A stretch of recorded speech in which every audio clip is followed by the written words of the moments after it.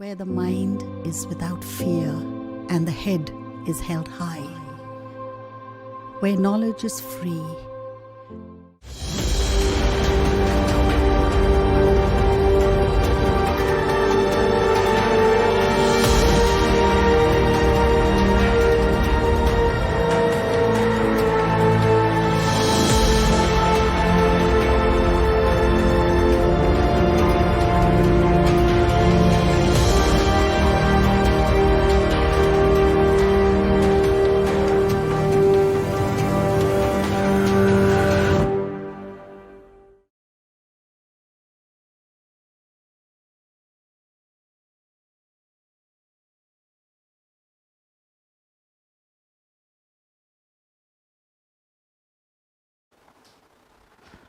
আশা করি তোমরা সবাই ভালো আছো।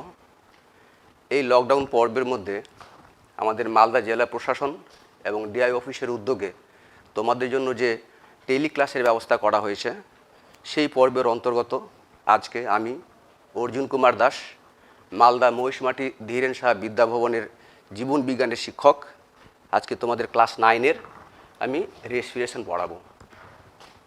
তো রেসপিরেশন, যেটিকে আমরা শ্বসন বলছি, সেই রেসপিরেশন জিনিসটা কি? আমরা জানি যে প্রত্যেক অর্গানিজম, যেগুলো লিভিং থিংস রয়েছে, তাদের জীবনে বেঁচে থাকার জন্য বিভিন্ন রকমের জৈবনিক কার্য সম্পন্ন করতে হয়। সেই জৈবনিক কার্য সম্পন্ন করার জন্য একটা এনার্জি দরকার পড়ে, মানে শক্তির দরকার পড়ে। তো সেই এনার্জি ছাড়া কোনো অর্গানিজম তার বিভিন্ন শারীরবৃত্তীয় কার্যগুলো সম্পন্ন করতে পারবে না। তো সেই এনার্জি আমরা পাই কোথা থেকে, তাই না? সেই এনার্জি পাই আমরা কোথা থেকে? তো এই শক্তি পাই আমরা খাদ্য থেকে, ফুড থেকে পেয়ে থাকি। তোমরা জানো যে উদ্ভিদ, একমাত্র সবুজ উদ্ভিদ, সালোক সংশ্লেষ প্রক্রিয়ার মাধ্যমে খাবার তৈরি করতে পারে, এবং বিভিন্ন জীব প্রত্যক্ষ বা পরোক্ষভাবে এই উদ্ভিদ থেকে খাদ্য সংগ্রহ করে, এবং সেই খাদ্যর মধ্যে যে শক্তিটা থাকে, সেই শক্তিটাই কিন্তু আমরা কাজে লাগাই। তো সালোক সংশ্লেষ প্রক্রিয়ার সময় তোমরা জানো যে উদ্ভিদ কি করে? বাতাসের কার্বন ডাইঅক্সাইড প্লাস জল, সূর্যের আলো এবং ক্লোরোফিলের সাহায্যে গ্লুকোজ তৈরি করে, তাই না? গ্লুকোজ জাতীয় খাবার তৈরি করে, এবং তার সাথে অক্সিজেন উৎপন্ন হয়, সেটা তোমরা জানো সালোক সংশ্লেষ প্রক্রিয়ায়। এই যে গ্লুকোজ জাতীয় যে খাবারটা তৈরি হয়, সেই খাবারের মধ্যে কিন্তু সৌরশক্তি, মানে সোলার এনার্জি যেটা রয়েছে, সেটা স্থৈতিক শক্তিরূপে আবদ্ধ হয়। ঠিক আছে? এবার যখন কোনো জীব এই খাবারটাকে গ্রহণ করে, তখন সেই খাদ্যের জারণ ঘটে। জারণ যদি হয়, তাহলে খাদ্যের মধ্যে থাকা স্থৈতিক শক্তিটা গতিশক্তি বা তাপ শক্তিরূপে রূপান্তরিত হয়, যে শক্তিকে কাজে লাগিয়ে বিভিন্ন অর্গানিজম বিভিন্ন রকমের জৈবনিক এবং শারীরবৃত্তীয় কার্যগুলো সম্পন্ন করতে পারে। তো কিভাবে এই খাদ্যটা জারিত হচ্ছে, কিভাবে শক্তিটা এখান থেকে নির্গত হচ্ছে, ঠিক আছে, সেই জিনিসটাকে আমরা দেখব। সেটা হচ্ছে কি? রেসপিরেশন। তো এই রেসপিরেশন যেটা রয়েছে, সেই রেসপিরেশনের যে আমরা যদি এগুলো দেখি, মানে পার্টগুলো দেখি, ঠিক আছে, রেসপিরেশনের পার্ট যদি দেখি আমরা, তাহলে মেনলি দুটো ভাগে ভাগ করা হয়। একটা কি? অঙ্গ স্তরীয় শ্বসন রয়েছে, ঠিক আছে, যেটাকে বলা হয় অর্গানিজম লেভেল রেসপিরেশন। আর একটা রয়েছে সেলুলার লেভেল রেসপিরেশন, ঠিক আছে, বা কোষীয় স্তরে যেটাকে শ্বসন বলছি আমরা, সেটা। তো প্রথমে দেখব আমরা অঙ্গ স্তরীয় রেসপিরেশন, ঠিক আছে। তো এই মাঝখানে আর একটা কিন্তু ভাগ রয়েছে অলরেডি, ঠিক আছে। সেটা যদি বলি, তাহলে ব্যাপারটাকে এই রকম দেখাবো আমরা। এটাকে যদি আমরা রেসপিরেশন যদি বলা হয়, তাহলে মেনলি এটাকে তিনটা ভাগ নয় কিন্তু, ঠিক আছে, রেসপিরেশনের ভাগ বলছি না আমি, তিনটা পার্ট বলছি, ঠিক আছে। সেই পার্টগুলো কি কি রয়েছে? যেমন একটাকে বলা হয় ব্রিদিং, ব্রিদিং রয়েছে। 2 নম্বর রয়েছে এক্সটার্নাল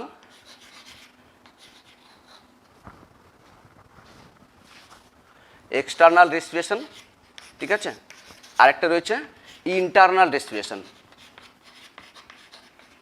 ইন্টারনাল রেসপিরেশন রয়েছে। তো এই জিনিসটাকে একটুখানি বুঝে নিন একটুখানি। রেসপিরেশনের যে তিনটা পার্ট যেটা বললাম সেটা কি হলো, ব্রিদিং, এক্সটার্নাল রেসপিরেশন, আরেকটা হচ্ছে ইন্টারনাল রেসপিরেশন।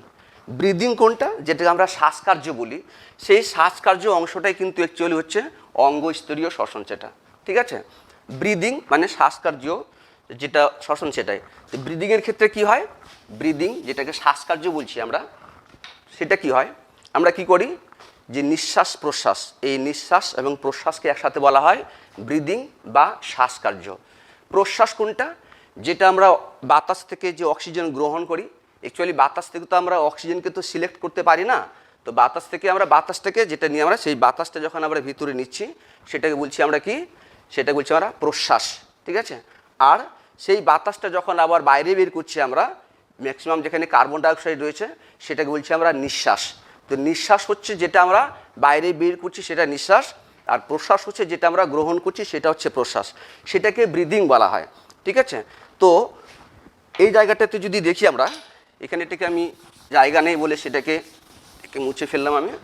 তো আমরা যদি দেখি ব্যাপারটা, এটা আমাদের ট্র্যাকিয়া বা শ্বাসনালী যেটাকে বলছি আমরা, সেই ট্র্যাকিয়াটা এখানে দুটো ভাগে ভাগ হয়েছে, যাকে বলছি আমরা ব্রঙ্কাস, ঠিক আছে। চলি এটা প্রাইমারি ব্রঙ্কাস, এভাবে একটা ভাগ হয়েছে, ঠিক আছে। ভাগ হয়ে গিয়ে কী হয়েছে, এটা যে ফুসফুস যেটা রয়েছে সেই ফুসফুসের মধ্যে অসংখ্য বায়ুথলি রয়েছে, ঠিক আছে, বায়ুথলি বা অ্যালভিওলাই বলা হয়। তো ফুসফুসের গঠনটা আমি একটু পরে আসছি, এই জায়গায় ব্রিদিং বলতে গিয়ে আমাকে এই গঠনটা একটু বলতেই হবে, নাহলে হবে না, যেটাকে শ্বাসকার্য বলছি আমরা, ঠিক আছে। তো আমি যদি একটা বায়ুথলিকে যদি নিই আমি, ঠিক আছে, একটা অ্যালভিওলাই বা বায়ুথলিকে যদি নিই আমি, এখানে ফুসফুসের ভিতর থেকে একটা বায়ুথলিকে যদি নিই, এখানে কি হয়, আমরা অক্সিজেন গ্রহণ করলাম, সেই অক্সিজেনটা এখানে কি হচ্ছে ট্র্যাকিয়া, যেটাকে শ্বাসনালী বলছি। তারপরে এটা হচ্ছে primary bronchus, secondary bronchus, tertiary bronchus, এভাবে ভাগ রয়েছে অনেক, ঠিক আছে। স্মল ব্রঙ্কাস, তারপরে রয়েছে টার্মিনাল ব্রঙ্কাই রয়েছে, রেসপিরেটরি ব্রঙ্কাই রয়েছে, তারপরে রয়েছে অ্যালভিওলারি ডাক্ট রয়েছে, তারপরে রয়েছে অ্যালভিওলাল শেক রয়েছে, তারপরে রয়েছে অ্যালভিওলাই মানে যেটা আমরা বায়ুথলি বলছি। এতগুলো এখানে জায়গা রয়েছে কিন্তু, ঠিক আছে। তো আমরা সরাসরি দেখছি যে অক্সিজেন যখন এখানে বায়ুথলিতে আসলো তখন ঘটনাটা কি ঘটে, তাহলে এখানে এবার আমরা একটা বায়ুথলিকে শুধুমাত্র নেব, ঠিক আছে। ফুসফুসের মধ্যে থাকা একটা বায়ুথলিকে যদি নিই আমি, তাহলে ব্রিদিং কোন অংশটা, বাতাস থেকে অক্সিজেন নিলাম আমরা, সেটা কোথায় আসলো, বায়ুথলির মধ্যে আসলো। আর প্রত্যেক বায়ুথলিকে ঘিরে কিন্তু অসংখ্য রক্তজালক রয়েছে, সেটা তোমরা জানো। সেই ব্লাড যে ব্লাড ক্যাপিলারিগুলো রয়েছে, সেই রক্তজালকগুলো রয়েছে, সেগুলো অ্যাকচুয়ালি এসেছে কোথা থেকে, এটা এসেছে হৃৎপিণ্ড থেকে। হৃৎপিণ্ডের যেটা আমাদের ডান নিলয়, সেই ডান নিলয় থেকে যেটা ফুসফুসীয় ধমনী যেটা বলছি আমরা, সেই ফুসফুসীয় ধমনী কিন্তু অ্যাকচুয়ালি যায় কোথায়, লাংসের মধ্যে, সেখানে গিয়ে ব্রাঞ্চ হয়, ব্রাঞ্চ হয়ে গিয়ে যে ক্যাপিলারিটা তৈরি করে রক্তজালকটা, সেই রক্তজালকের মধ্যে এটা একটা রক্তজালক আমি এখানে দেখালাম। এখানে কি হয়, যে অক্সিজেনটা আসলো বায়ুথলির মধ্যে, সেই বায়ুথলির থেকে সেই অক্সিজেনটা যায় কোথায়, ওই রক্তজালকের রক্তের মধ্যে যায়। তোমরা জানো যে সেই রক্তের মধ্যে যে আরবিসি যেটা রয়েছে, যার মধ্যে হিমোগ্লোবিন রয়েছে, সেই হিমোগ্লোবিনের হিম পার্ট মানে যেটা লৌহ পার্ট যেটা রয়েছে, সেই লৌহ অংশটা অক্সিজেনটাকে নেয়। আর এই রক্তের মধ্যে থাকা কার্বন ডাইঅক্সাইড CO2 কোথায় যায়, বায়ুথলিতে যায়। তো এইটুকু জায়গাটা মানে এটা যদি বাদ দিই আমি, তাহলে বাতাসের অক্সিজেন বায়ুথলিতে আসলো, আর বায়ুথলির কার্বন ডাইঅক্সাইড আবার বাতাসে ফিরে গেল, সেটাই হচ্ছে ব্রিদিং। বোঝা গেল, রেসপিরেশনের একটা পার্টের মধ্যে ব্রিদিং কোন অংশটা, শ্বাসকার্যের কোন অংশটা, বাতাস থেকে অক্সিজেন বায়ুথলিতে আসা, আর বায়ুথলির কার্বন ডাইঅক্সাইডটা আবার বাতাসে ফিরে যাওয়া, এটাই হচ্ছে ব্রিদিং। তাহলে এক্সটার্নাল রেসপিরেশন কোনটা, এই যে দ্বিতীয় পার্ট হচ্ছে এক্সটার্নাল রেসপিরেশন। দ্বিতীয় পার্ট কোনটা, এই যে বায়ুথলির অক্সিজেন রক্তের মধ্যে প্রবেশ করলো, আর রক্তের মধ্যে থাকা কার্বন ডাইঅক্সাইড বায়ুথলিতে প্রবেশ করলো, এইটুকু যে অংশটা তাকে বলছি আমি এক্সটার্নাল রেসপিরেশন বলা হয়ে থাকে। তাহলে ইন্টারনাল রেসপিরেশন কোনটা, অ্যাকচুয়ালি এই ইন্টারনাল রেসপিরেশনকেই বলা হয় কি সেলুলার রেসপিরেশন, মানে কোষ স্তরীয় রেসপিরেশন বলা হয়ে থাকে। এটাকে বলা হয় সেলুলার রেসপিরেশন, অর্থাৎ যেটা ইন্টারনাল রেসপিরেশন। সেলুলার রেসপিরেশন কোন জায়গাটা, কোনটা? এখানে তোমরা যদি ভালো করে দেখো তাহলে বুঝতে পারবে। এই যে এখানে অক্সিজেনটা আসলো, কার্বন ডাইঅক্সাইড বায়ুথলিতে ঢুকে গেল, তাহলে এবার এই রক্ত জালক দিয়ে যে ব্লাডগুলো যাচ্ছে সেটা কি ওটুযুক্ত রক্ত, মানে বিশুদ্ধ রক্ত। অবশ্য বিশুদ্ধ রক্ত এবং দূষিত রক্তের ব্যাপারটা আসলে কি রয়েছে, যে সব রক্তের মধ্যে, সেই বিশুদ্ধ রক্ত হোক বা দূষিত রক্ত হোক, সব রক্তের মধ্যেই কিন্তু কার্বন ডাইঅক্সাইডের পরিমাণ বেশি থাকে। এই নয় যে বিশুদ্ধ রক্ত মানে যে রক্তের মধ্যে অক্সিজেনের পরিমাণ বেশি রয়েছে, কার্বন ডাইঅক্সাইডের পরিমাণ কম থাকে, না না না। সব সময় বিশুদ্ধ রক্ত হোক বা দূষিত রক্ত হোক, ব্লাডের মধ্যে সব সময় কিন্তু কার্বন ডাইঅক্সাইডের পরিমাণ বেশি থাকে। যাই হোক, যেটা বলছি যে এই রক্তটা তাহলে কি হলো, বিশুদ্ধ রক্ত হয়ে গেল। এবার এই রক্তটা মানে এই ব্লাড এবার কাকে অক্সিজেন দেবে, সেল বা টিস্যুকে অক্সিজেন দেবে। ঠিক আছে, টিস্যু, কলা কাকে বলে তোমরা জানো, যে কতগুলো কোষ যখন উৎপত্তি এবং কার্যগতভাবে একই রকমের হয়, একই কাজ সম্পন্ন করে, তাকে টিস্যু বা কলা বলা হয়। তো এই ব্লাড কী হবে, কী করবে, সেলের মধ্যে মানে কোষ দেহের মধ্যে ছড়িয়ে গিয়ে টিস্যুগুলোকে অক্সিজেন দেবে। টিস্যুকে যখন অক্সিজেন দিচ্ছে তখন কি হয়, টিস্যুতে অক্সিজেন দিল, আর টিস্যুর মধ্যে উৎপন্ন হওয়া খাদ্যের জারণের ফলে কার্বন ডাই অক্সাইড সেই ব্লাডের মধ্যে ফিরে আসলো। তাহলে এই যে টিস্যু লেভেল বা সেল লেভেলে যে অক্সিজেন এবং কার্বন ডাই অক্সাইডের যে আদান প্রদান হলো, সেটাকেই বলা হয় অ্যাকচুয়ালি কি, সেলুলার রেসপিরেশন। আর এই সেলুলার রেসপিরেশনের সময় সেলের মধ্যে অক্সিজেন যাওয়ার পরে ওখানে এনজাইমেটিক্যালি মানে উৎসেচকের সাহায্যে খাদ্যের জারণ ঘটে। যে খাদ্যটা সালোক সংশ্লেষ প্রক্রিয়ার মাধ্যমে যেটা তৈরি হয়েছিল, আগে যেটা বলেছিলাম, সেই খাবারের জারণ ঘটে। আমরা জানি যে আমরা যে খাবারগুলো খাই সেটা জটিল খাদ্য। সেই জটিল খাদ্য আমাদের পৌষ্টিক তন্ত্রের মধ্যে বিভিন্ন জায়গাতে বিভিন্ন উৎসেচকের সাহায্যে পরিপাক হয়। পরিপাক হলে সেই জটিল খাদ্য সরল খাদ্যে রূপান্তরিত হয়, এবং সেই সরল খাদ্যের যে অংশটা যেটা হলো, সেই সরল খাদ্যটা ক্ষুদ্রান্তের ভিলায় দ্বারা সেটা অ্যাবজর্ব হয়। ক্ষুদ্রান্তের ভিলায় তোমরা জানো রক্তজালক পূর্ণ থাকে প্লাস লসিকা পূর্ণ থাকে, লসিকা বাহ থাকে। সেখান থেকে ফ্যাট, প্রোটিন, কার্বোহাইড্রেট জাতীয় খাবারগুলো, সরল খাদ্যগুলো অ্যাবজর্ব হয়ে গিয়ে ব্লাডে যায়। ব্লাড কী করে, প্রত্যেকটা কোষের মধ্যে সেই খাবারগুলোকে ঢুকিয়ে দেয়। তাহলে প্রত্যেকটা সেলের মধ্যে মেনলি যে খাবারটা আসে সেটা কে আসে, গ্লুকোজ আছে। ঠিক আছে, C6H12O6 গ্লুকোজ খাবারটা আসে। সেই গ্লুকোজ খাবারটা এখানে অক্সিজেনের উপস্থিতিতে অথবা কখনো কখনো কোনো কোনো জীবের ক্ষেত্রে অনুপস্থিতিতেও এই গ্লুকোজ জাতীয় খাদ্যের কী হয়, জারণ ঘটে। অ্যাকচুয়ালি এটাকেই বলা হয় রেসপিরেশন। তাহলে অক্সিজেনের উপস্থিতিতে বা অনুপস্থিতিতে কোষের মধ্যে থাকা যে খাবারগুলো রয়েছে, সরল খাদ্য রয়েছে, সেই সরল খাদ্যের জারণ ঘটে। তার ফলে কি হয়, খাদ্যের মধ্যে যে স্থৈতিক শক্তি রয়েছে, কিছুক্ষণ আগে বললাম সালোক সংশ্লেষ প্রক্রিয়ায় যে খাবারটা তৈরি হয়, সেই খাবারের মধ্যে সৌরশক্তিটা স্থৈতিক শক্তিরূপে আবদ্ধ থাকে, এবং সেই স্থৈতিক শক্তিটা শ্বসনের সময় জারিত হয়, এবং খাদ্য মধ্যস্থ স্থৈতিক শক্তিটা গতিশক্তি বা তাপশক্তি রূপে রূপান্তরিত হয়। তো রেসপিরেশনের সময় অ্যাকচুয়ালি খাদ্যের মধ্যে থাকা স্থৈতিক শক্তি তাপশক্তি বা গতিশক্তি রূপে রূপান্তরিত হয়ে থাকে। তো সেলুলার যেটাকে বলছি আমরা অর্গান লেভেল যেটা রেসপিরেশন যেটা বললাম ফার্স্ট টাইমে, সেই ক্ষেত্রে কি হচ্ছে, ব্রিদিং মানে শ্বাসকার্যটাকে অ্যাকচুয়ালি বলা হয় অর্গান লেভেল রেসপিরেশন। তো উদ্ভিদের ক্ষেত্রে কি রেসপিরেশন ঘটে? হ্যাঁ, রেসপিরেশন যদি বলি কোথায় ঘটে, তাহলে বলবো রেসপিরেশন প্রত্যেকটা সজীব কোষের মধ্যে ঘটে। কোথায় ঘটে বললাম, প্রত্যেকটা সজীব কোষের মধ্যে রেসপিরেশন ঘটে। কখন ঘটে? সব সময় ঘটে, 24 আওয়ার্স সব সময় শ্বসন ঘটে, প্রতিটা সজীব কোষের মধ্যে ঘটে। শ্বসন বস্তুটা কি, রেসপিরেটরি সাবস্ট্রেট যেটা বলছি আমরা, সেই রেসপিরেটরি সাবস্ট্রেটটা কি? তো মেইনলি রেসপিরেটরি সাবস্ট্রেট যেটা রয়েছে, ঠিক আছে, রেসপিরেটরি যে সাবস্ট্রেট যেটা রয়েছে মেইনলি সেটা হয় গ্লুকোজ। ঠিক আছে, গ্লুকোজ রেসপিরেটরি সাবস্ট্রেট হচ্ছে গ্লুকোজ, এটাকে মনে রাখবে। তো আমি প্রথমে ফিরে আসি আবার কোথায়, যে অর্গান লেভেল রেসপিরেশন। ঠিক আছে, সেখানে কি হচ্ছে, শ্বাসকার্য ব্যাপারটা মেইন। তো উদ্ভিদের ক্ষেত্রে এই যে অর্গান লেভেল যে শ্বাসকার্য যেটা ঘটে, রেসপিরেশন যেটা ঘটে, সেটা কিভাবে হয়, ওদের তিনখানা পদ্ধতি রয়েছে উদ্ভিদের ক্ষেত্রে মেইনলি। নাম্বার 1 পত্ররন্ধ্র বা স্টোমাটা যেটাকে বলছি আমরা, ঠিক আছে, পত্ররন্ধ্র, আর এটাকে বলা হয় স্টোমাটা, তোমরা নাম শুনে থাকবে। 2 নম্বর হচ্ছে লেন্টিসেল, ঠিক আছে, লেন্টিসেল রয়েছে। আর 3 নম্বর যেটা রয়েছে সেটা হচ্ছে শ্বাসমূল, ঠিক আছে, শ্বাসমূল। পত্ররন্ধ্র কোথায় থাকে? পত্ররন্ধ্র নামের মধ্যে বোঝা যাচ্ছে, পত্র মানে পাতা, রন্ধ্র মানে ছিদ্র।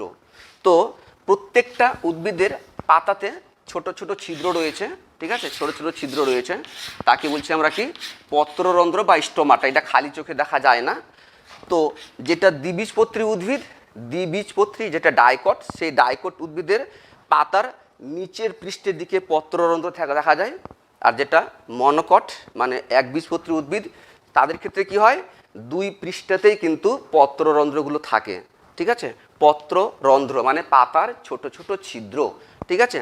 সেটা গঠন তোমরা দেখবে, দুটো রক্ষী কোষ থাকে, সহকারী কোষ থাকে, সেটা নিয়ে পত্ররন্ধ্র গঠিত হয়। পত্ররন্ধ্র সাধারণত দিনের বেলা খোলে, রাত্রেবেলা সাধারণত বন্ধ থাকে। তো সেই পত্ররন্ধ্রের মাধ্যমে উদ্ভিদ বাতাস থেকে অক্সিজেন এবং কার্বন ডাইঅক্সাইডের আদান প্রদানটা করে থাকে, ঠিক আছে। তাহলে পত্ররন্ধ্রের মাধ্যমে যেটা করছে সেটাকে বলবো আমরা অর্গান লেভেল রেসপিরেশন বলবো। 2 নম্বর লেন্টিসেল।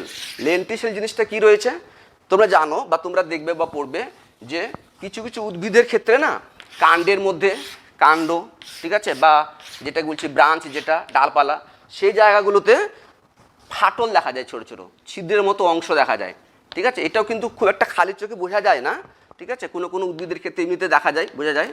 এই ছিদ্রগুলোকে বলা হয় লেন্টিসেল।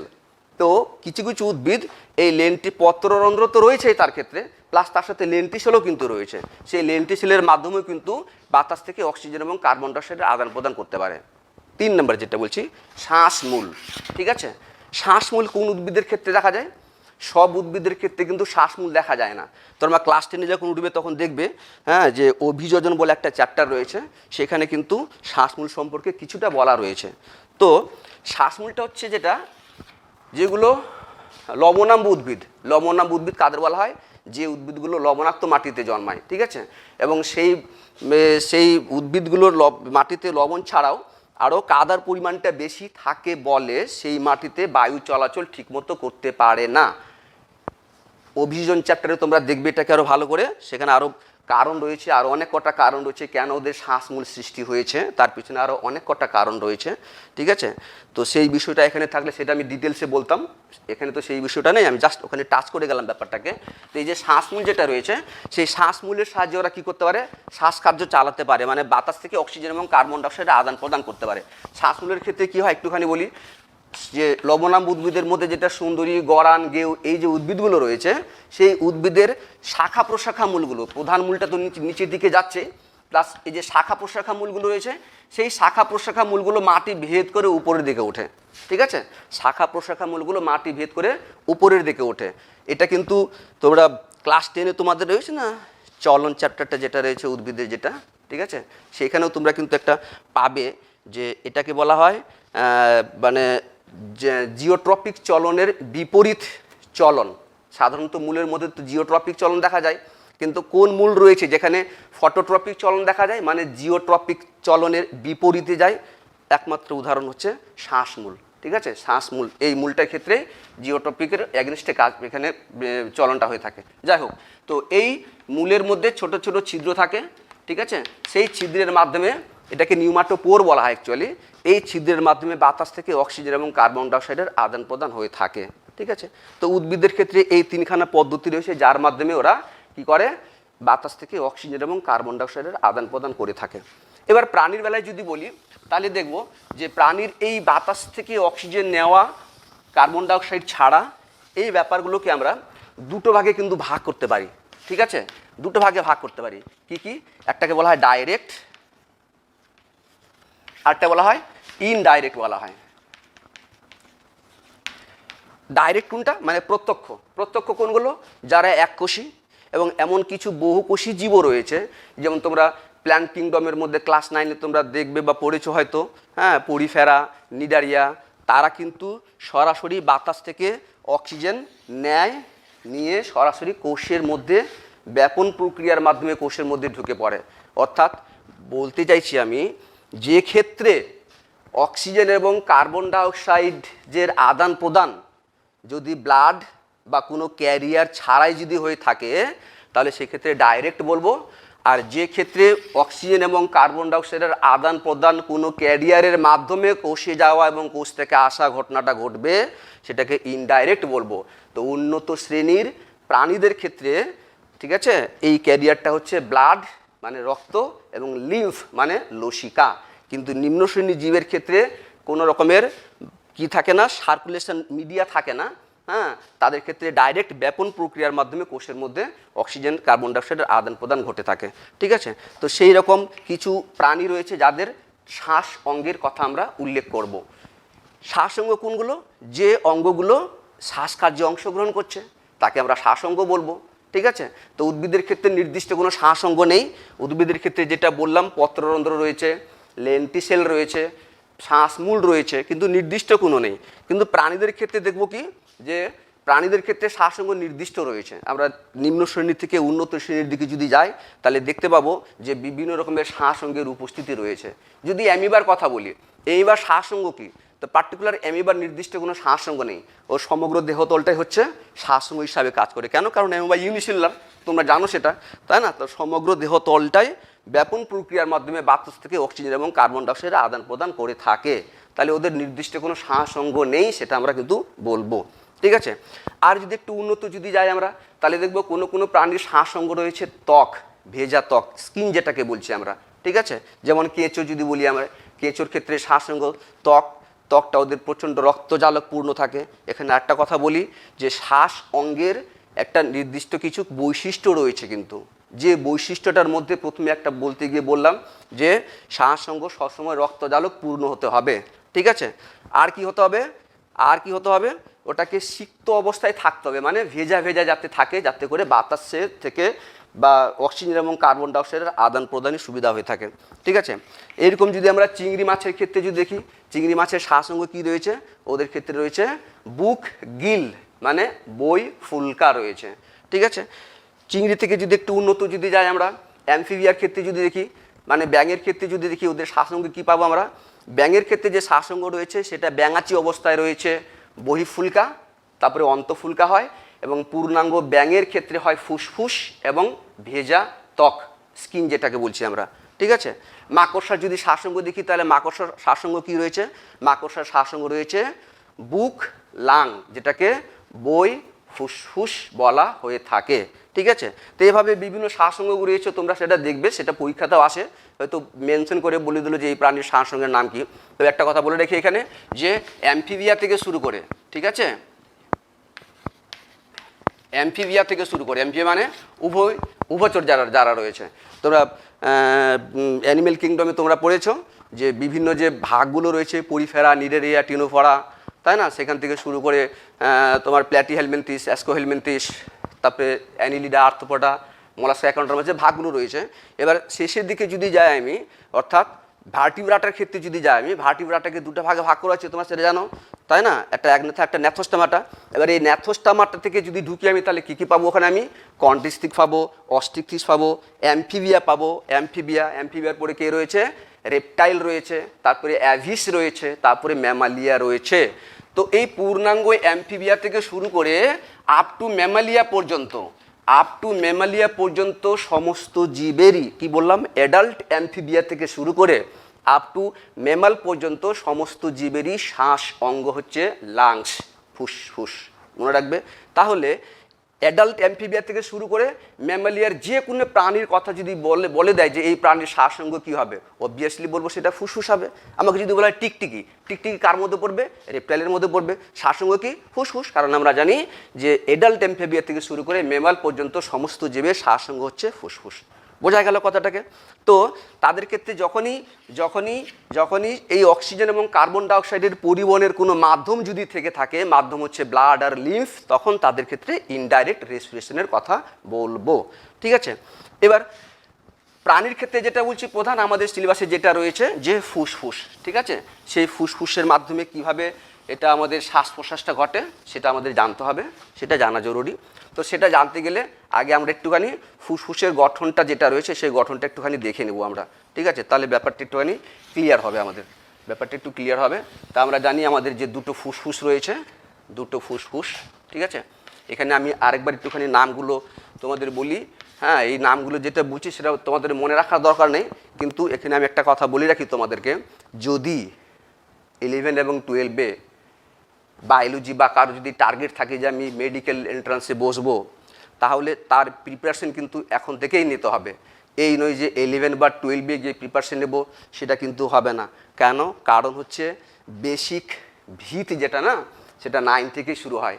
9, 10-এর অনেক চ্যাপ্টার 11 এবং 12-এ একেবারে সিমিলারিটিজ রয়েছে, অনেক মিল রয়েছে, শুধু পার্থক্য এখানে সংক্ষেপে বলা আছে, ওখানে অনেক বেশি করে বলা আছে। তাহলে ওই বেশি করে জানার জন্য এখন থেকে কিন্তু কিছু কিছু জিনিস জানা জরুরি। তো এখানে তো বলা সম্ভব নেই, এখানে খুব কম সময়ের মধ্যে ক্লাসগুলো কমপ্লিট করতে হবে আমাদের, কারণ হাতে সময় খুব কম রয়েছে। তোমরা কিন্তু বাড়িতে সেগুলোকে পড়বে যদি সেরকম কোনো লক্ষ্য থেকে থাকে জীবনে, তাহলে ঠিক আছে। তো এখানে কি রয়েছে, এটাকে আমরা শ্বাসনালী বলছি, যেটাকে ট্র্যাকিয়া বলা হয়।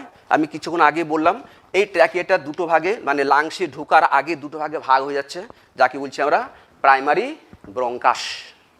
প্রাইমারি ব্রঙ্কাস, এই প্রাইমারি ব্রঙ্কাস আবার ফুসফুসের ভিতরে ভাগ হয়, ঠিক আছে, ভাগ হয়ে গিয়ে secondary bronchus, tertiary bronchus, small bronchus, terminal bronchiole, respiratory bronchiole, তারপরে বললাম alveolar tract, alveolar sac, alveola এবং অ্যালভিওলার স্যাক, যেটাকে বায়ুথলি, এতগুলো ভাগ রয়েছে পরপর এখানে, ঠিক আছে। তো সেই অক্সিজেনটা শেষ পর্যন্ত কোথায় যায়? সেই বায়ুথলিগুলোতে যায়। তা আমাদের দুটো ফুসফুস রয়েছে আমরা জানি, দুটো ফুসফুসের মাঝখানে এখানে যে ফাঁকা জায়গাটা রয়েছে তাকে বলা হয় মিডিয়া স্টাইনাম বলা হয়, মিডিয়া স্টাইনাম বলা হয়। এখানে ছোট্ট একটা থাকে, মানে খাঁজ থাকে, সেই খাঁজটাকে বলা হয় কার্ডিয়াক নচ। কেন খাঁজটা থাকে? কারণ এখানে কি থাকে, এখানে হার্ট থাকে আমাদের, ঠিক আছে, হৃৎপিণ্ড থাকে, সেই জন্য এখানে এই জায়গাটা, মানে এটা যেটা রয়েছে এটা কি ফুসফুস, এইভাবে যদি দেখি আমি তাহলে বাম ফুসফুস এটা, ঠিক আছে, এটা বাম ফুসফুস, এটা হচ্ছে ডান ফুসফুস। তো হৃৎপিণ্ড আমাদের কোথায় রয়েছে জানো? আমরা সবাই জানি যে হৃৎপিণ্ড আমাদের বাঁ দিকে রয়েছে, নয়, বাঁ দিকে হৃৎপিণ্ড থাকে না, আমাদের বাঁ হৃৎপিণ্ড রয়েছে একেবারে স্টারনামে, একেবারে স্টারনামের পেছনে, ঠিক আছে, কিন্তু বাঁ দিকে একটুখানি বাঁকানো থাকে এই মাত্র, ঠিক আছে, কিন্তু বাঁ দিকে থাকে না। যাই হোক, দেখবে এখানে ওরা, তো এটাকে কার্ডিয়া মিডিয়া স্টাইনাম বলা হচ্ছে এই জায়গাটাকে, হ্যাঁ।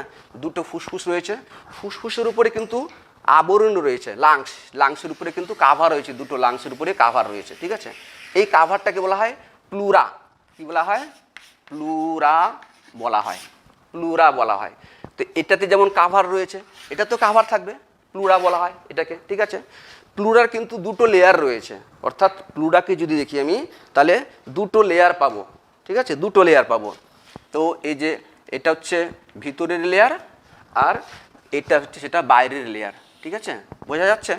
বোঝা যাচ্ছে? এই যে এটা বাইরের লেয়ার, এটা ভিতরের লেয়ার, ঠিক আছে।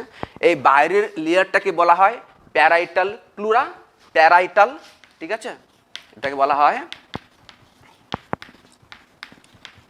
প্যারাইটাল প্লুরা বলা হয়। আর ভিতরেরটাকে বলা হয় ভিসেরাল।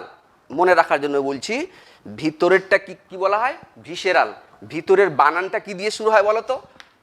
ভ দিয়ে শুরু হয়। আর ভিসেরাল বানানটা কি দিয়ে শুরু হয়? ভ দিয়ে শুরু হয়।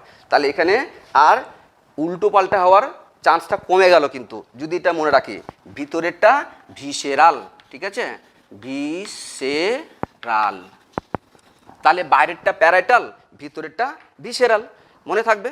এবার এই প্যারাইটাল এবং ভিসেরালের মাঝে যে ফাঁকা জায়গাটা থাকে তাকে বলা হয় প্লুরাল স্পেস বলা হয়, প্লুরাল স্পেস। এখানে কিন্তু এক রকমের লুব্রিক্যান্ট জাতীয় তরল পদার্থ থাকে। এর কাজটা কি? যেটাকে ইন্ট্রাপ্লুরাল তরল বা ফ্লুইড বলা হয়।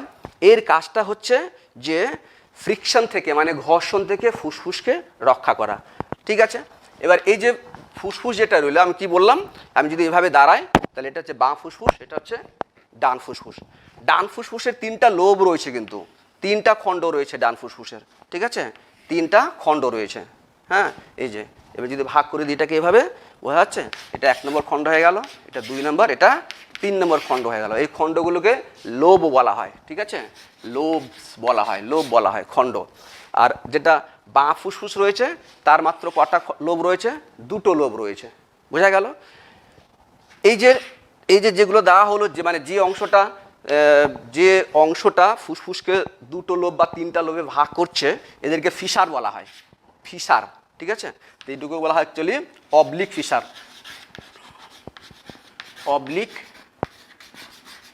অবলিক ফিসার বলা হয়।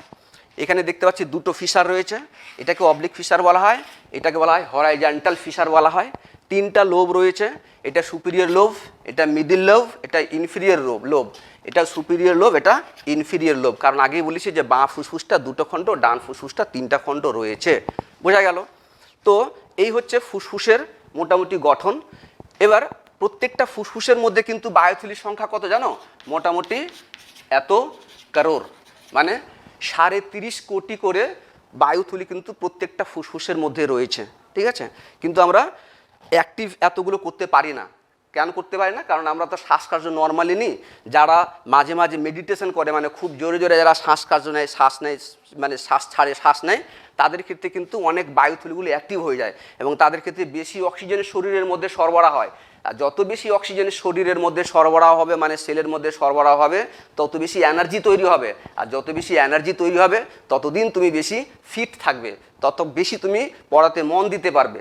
কারণ কি জানো তো, আমাদের ব্রেন যে আছে না, ব্রেন, আমাদের শরীরে যা এনার্জি তৈরি হয় খাবার থেকে, তার মধ্যে মোটামুটি প্রায় 50% এনার্জি আমাদের ব্রেন খেয়ে নেয়। তাহলে ব্রেনটাকে অ্যাক্টিভ রাখতে গেলে এনার্জি বেশি তৈরি করতে হবে, সেই জন্য বেশি করে অক্সিজেন গ্রহণ করব, আর খাদ্যের জারণ দ্রুত হবে, বেশি শক্তি উৎপন্ন হবে, আমাদের পড়াশোনায় এনার্জি কিন্তু বেশি হবে। করে দেখো, লাভবান হবে। যাই হোক, তো যেটা বলছিলাম এখানে, যে এবার শ্বাসকার্যটা কীভাবে হয় সেটা আমরা দেখব, ঠিক আছে। এটা ফুসফুসের গঠন দেখানো হলো, এবার শ্বাসকার্যটা কীভাবে হয় সেটা দেখব, মানে ব্রিদিংটা কীভাবে হয় সেটাকে এবার আমরা দেখব। তো এখানে খুব ইন্টারেস্টিং ব্যাপার রয়েছে যে আমরা, আচ্ছা তোমাদের কি মনে হয়, আচ্ছা আরেকটা জিনিস এখানে তোমাদের একটা কোশ্চিন রাখবো আমি তোমাদের কাছে। এই যে ট্র্যাকিয়া যেটা বলেছিলাম, ট্র্যাকিয়ার সম্বন্ধে একটুখানি বলে দিই। এই যে আমাদের ট্র্যাকিয়া যেটা রয়েছে না, সেই ট্র্যাকিয়াতে কিন্তু কি রয়েছে বলো তো? হায়ালিন কার্টিলেজ, মানে তরুণাস্থি রয়েছে। আমাদের শ্বাসনালী কিন্তু সবসময় কী থাকে বলো তো? এভাবে খোলা থাকে। এখানে তো এই যে, তো যদি বলি আমি এভাবে, শ্বাসনালী কিন্তু এভাবে খোলা থাকে, কিন্তু এভাবে, ঠিক আছে, যাতে বাতাস সহজে যাওয়া আসা করতে পারে। এই শ্বাসনালীটা এভাবে থাকে। শ্বাসনালী যে পেশিটা যেটা রয়েছে সেটা এভাবে বন্ধ থাকে না কেন? কারণ শ্বাসনালীর মধ্যে আমাদের কি রয়েছে? হায়ালিন কার্টিলেজ, তরুণাস্থি রয়েছে। সেই তরুণাস্থির শেপটা কেমন হয়? সি শেপ হয়, মানে এভাবে সি শেপ হয়, এইভাবে রয়েছে, ঠিক আছে, এইভাবে রয়েছে, এইভাবে 16 থেকে 20টা হায়ালিন কার্টিলেজ কোথায় রয়েছে? ট্র্যাকিয়াতে রয়েছে। আমার প্রশ্ন এখানে একটা তোমাদের কাছে, সি শেপ কেন হয়? পুরো রিং হয় না কেন? হায়ালিন কার্টিলেজটা পুরোটা এভাবে রিং আকারে থাকে না কেন? সি শেপ থাকে কেন? মানে পেছনের দিকে হায়ালিন কার্টিলেজটা থাকে না কেন? ঠিক আছে, তোমরা চেষ্টা করবে, আমি আমার যাওয়ার সময় ফোন নাম্বার দিয়ে যাব, তোমরা আমাকে উত্তরটা দেবে। আর যদি না পারো তাহলে আমাকে বলবে, তখন সেটা ডিসকাস করবো, ঠিক আছে। এখন এখানে সময় কম এবং সেটা বিষয় এখানে নয়, সেই জন্য এটাকে বলছি না এখন আমি, তোমাদের কাছে জাস্ট প্রশ্নটা রাখলাম আমি। যাই হোক, নেক্সট যেটা বলছিলাম এখানে, যে আমাদের শ্বাসকার্যটা কীভাবে হয়। তো আমরা এবার যদি দেখা যাচ্ছে এই কালারটা, আচ্ছা অন্য কালার নেই, এটা যদি দেখি আমরা, তাহলে এখানে কি বললাম, এখানে যে 2টো ফুসফুস রয়েছে, আমাদের 2টো ফুসফুস রয়েছে। তো বাতাস থেকে অক্সিজেন নিই আমরা, কিন্তু বাতাস থেকে অ্যাকচুয়ালি অক্সিজেন নিই না, তা আগেও বলেছিলাম, বাতাস থেকে আমরা বাতাসটাই নিই আমরা। তো আমাদের শ্বাসকার্যে যে শ্বাস প্রশ্বাসের যে ব্যাপারটা, সেটা 2টো ধাপে ঘটে, ঠিক আছে। একটাকে বলছি আমরা প্রশ্বাস, আর একটাকে বলছি আমরা নিঃশ্বাস, ঠিক আছে, নিঃশ্বাস। কি বললাম? প্রশ্বাস আর নিঃশ্বাস। প্রশ্বাস কোনটা? যেটা আমরা গ্রহণ করি, বাতাস যেটা গ্রহণ করছি সেটা হচ্ছে প্রশ্বাস, আর যেটা আমরা ত্যাগ করছি, ছাড়ছি, সেটা হচ্ছে নিঃশ্বাস। নিঃশ্বাস মানে এই নয় যেটা আমরা নিচ্ছি। অনেক সময় বলে না যে নিঃশ্বাস নাও, নিঃশ্বাস নেওয়া যায় না, নিঃশ্বাস আমরা ছাড়ি, প্রশ্বাস আমরা নিই, ঠিক আছে। তো এই যে ট্র্যাকিয়া যেটা সি শেপ যেটা বললাম কিছুক্ষণ আগেই, তো এদিক থেকে যখন অক্সিজেন কোথায় আসবে আমাদের ফুসফুসের মধ্যে যে অসংখ্য বায়ুথলি রয়েছে সেই বায়ুথলিতে আসবে। আর বায়ুথলির মধ্যে কার্বন ডাইঅক্সাইড যেটা রক্তজালক থেকে এসেছিলো, যেটা কিছুক্ষণ আগে বললাম, সেই রক্তজালক থেকে কার্বন ডাইঅক্সাইডটা এলভিলা হয়ে আবার সেই পথে চলে আসবে। তো নিঃশ্বাসের সময়, প্রশ্বাসের সময় আমাদের কি হয়, এই যে দেখো আমি যখন বলতে যাচ্ছি নিঃশ্বাসের সময়, তাই না, সেটা হয় না। প্রশ্বাসের সময় কি হয়, বাতাস থেকে অক্সিজেন আমরা নিই, ঠিক আছে। তা আমাদের যে পথ যেটা রয়েছে, যে রাস্তাটা রয়েছে, যে রাস্তা দিয়ে বাতাসটা অক্সিজেন মানে বাতাস মিনস অক্সিজেন এখানে যেটা যাচ্ছে, সেটা কি পথে যাচ্ছে, নাক দিয়ে যায়, অনেক সময় মুখ দিয়ে যায়, তো এটা বহিনাসারন্ধ্র, তারপরে নাসাপথ, তারপরে কিন্তু অন্তনাসারন্ধ্র রয়েছে, মানে ভিতরেও কিন্তু এই নাকের রাস্তা দুটো ভিতরে গিয়ে খুলেছে এখানে আমাদের মুখবিবরের, ঠিক আছে, গলবিরের এখানে খুলেছে। অনেক সময় তোমরা দেখো না জল খেতে গিয়ে অনেক সময় নাক দিয়ে জল ঢুকে যায়, কি করে নাকের ভিতরে জলটা ঢুকে, তাহলে নিশ্চয়ই সেখানে রাস্তা রয়েছে যাওয়ার, ঠিক আছে। সেখান থেকে গলবিলে আসলো, গলবিল থেকে যায় কোথায়, ট্র্যাকিয়াতে, ট্র্যাকিয়া ল্যারিংস হয়ে গিয়ে যে নামগুলো বলেছিলাম সেই নাম দিয়ে শেষ পর্যন্ত কোথায় আসে, বায়ুথলিতে আসে। আর বায়ুথলি থেকে কার্বন ডাইঅক্সাইড আবার সেই পথে বাইরে ফিরে যায়, এটাকে শ্বাসকার্য বলে। এই শ্বাসকার্যটা দুটো ধাপে ঘটে, প্রশ্বাস এবং নিঃশ্বাস। তো প্রশ্বাসের সময় কি হয় আর নিঃশ্বাসের সময় কি হয় সেটাই এবার আমরা জানবো, ঠিক আছে। তো প্রশ্বাসের সময় কি হয়, তো প্রশ্বাসের সময়, প্রশ্বাস প্রক্রিয়ার সময় কিছু পেশি এখানে সাহায্য করে। সেই পেশিগুলোর নাম কি, আমরা যদি এখানে ছবিটাকে একটুখানি ছোট্ট করে যদি ড্রয়িং করি, হ্যাঁ, আমাদের দেহের মধ্যে যে লাংস যে দুটো রয়েছে, ঠিক আছে, যে দুটো রয়েছে, ঠিক লাংসের নিচে এই জায়গাটাতে, যেটাকে আমরা উদর গহ্বর বলছি, অ্যাবডোমিনাল যে পজিশনটা, সেই উদর গহ্বর মানে রিব কেজ, অ্যাকচুয়ালি কী হয়, এখান থেকে দুটো ভাগ রয়েছে অ্যাকচুয়ালি বলতে গেলে, এটা আমাদের বক্ষ গহ্বর যেটাকে রিব কেজ বলছি, আর এখান থেকে নিচের অংশটাকে বলছি আমরা উদর গহ্বর বলছি, ঠিক আছে। মানে উদর মানে কি, সাধারণত পেটকে বলা হচ্ছে উদর গহ্বর বা অ্যাবডোমিনাল রিজন বলা হয়। এই দুটো রিজনের মাঝখানে এখানে একটা পেশি আছে, মানে মাসেল আছে, সেই মাসেলটার নাম হচ্ছে ডায়াফ্রাম, বাংলায় বলা ওটাকে মধ্যচ্ছদা, বা কি বলা হয়, ডায়াফ্রাম। এই যে পেশিটা, এই পেশিটাকে কি বলছি, ডায়াফ্রাম বা মধ্যচ্ছদা। অ্যাকচুয়ালি পেশিটা এইভাবে থাকে না, অ্যাকচুয়ালি থাকে এইভাবে, থাকে এইভাবে, ঠিক আছে, জাস্ট এই যে এইভাবে থাকে, এইভাবে নয়, এইভাবে থাকে, ঠিক আছে, বা এইভাবে নয় কিন্তু এইভাবে, বোঝা গেল, এইভাবে। এটাকে কি বলছি, এটাকে বলা হয় ডায়াফ্রাম, ঠিক আছে, ডায়াফ্রাম বা মধ্যচ্ছদা বলা হয় এটাকে, মধ্যচ্ছদা বলা হয় থাকে, ডায়াফ্রাম বা মধ্যচ্ছদা, ঠিক আছে। আর কি থাকে, আর কি থাকে, ফুসফুসের উপরে যে আবরণী সেটাকে প্লুরা বলা হয়, সেটা বললাম, এটা রয়েছে। আর একটা মাসেল রয়েছে, সেটাকে তাকে বলা হয় ইন্টারকোস্টাল মাসেল। ইন্টারকোস্টাল মাসেল কোনটা, কোস্টাল কথাটা কাকে এখানে রেফার করছে, কি বললাম এখানে, ইন্টারকোস্টাল, ঠিক আছে, ইন্টারকোস্টাল মাসেল, যেটা বলা হয় বক্ষপঞ্জর মধ্যস্থ পেশি, ঠিক আছে, বক্ষপঞ্জর কোনটা, রিব কেজ, রিব বোঝো তো, এই যে পাঁজরগুলো যেগুলো রয়েছে তাকে রিব বলা হয়। তো আমাদের এইদিকে 12টা রিব রয়েছে আর এদিকে 12টা রিব রয়েছে, ঠিক আছে, সব কিন্তু থোরাসিক রিজন থেকে এখান থেকে তৈরি হয়, যেটা থোরাসিক আমাদের ভার্টিব্রেটের যে বিভিন্ন পার্টগুলো রয়েছে, সার্ভাইকাল, থোরাসিক, লাম্বার, স্যাক্রাল, কক্সিজিয়াল, তার মধ্যে থোরাসিকের যে পার্ট রয়েছে এখানে, সেটা 12খানা এখানে কোষিরুগা রয়েছে।